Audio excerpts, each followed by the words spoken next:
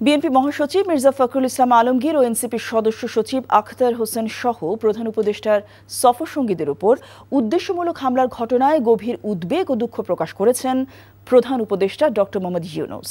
রাতে গণমাধ্যমে পাঠানো এক বিবৃতিতে তিনি দুঃখ প্রকাশ করে বলেন, ক্ষমতাচ্যুত স্বৈরাচারী শেখ হাসিনার সহযোগী এবং সমর্থকরা এই হামলা চালিয়েছে বলে অভিযোগ পাওয়া গেছে। এই ঘটনার মাধ্যমে পতিত ফ্যাসিবাদ আমলে গড়ে ওঠা সহিংস রাজনৈতিক সংস্কৃতির চিত্র আবারও প্রকাশ পেয়েছে। প্রধান উপদেষ্টা বলেন, শেষ মুহূর্তে ভিসা জটিলতায় সফরসঙ্গীদের পথ পরিবর্তন করতে হয়, যা সরকারের পক্ষ থেকে আনুষ্ঠানিক অনুরোধ সত্ত্বেও বিমানবন্দর কর্তৃপক্ষ প্রত্যাখ্যান করে। এতে ঝুঁকিতে পড়েন সফরসঙ্গীরা।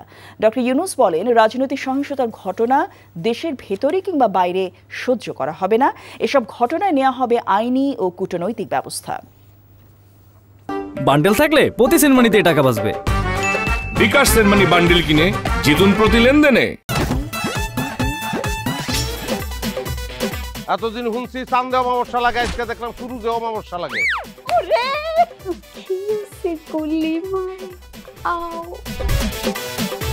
আপনার নামটা? আমার নাম লাবণ্য। এটা ধরেন।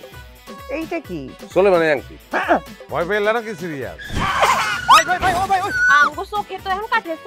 দুটা খেজুর কাটা নিয়ে চক্ষু দুইটা উঠানো হইলে আমারে দান করে দিন। কারো পৌষ মাস আর কারো সর্বনাশ। নাই রে নাই, আমার বাপে নাই। এই হারামজাদা, হাতে কি গ্রামের মাসে তোর আটকা জলিল কর। আমার ঘরে তিনটা বউ এতিম হয়ে যেতাম। বস্তালা আবার ঢুকা। এই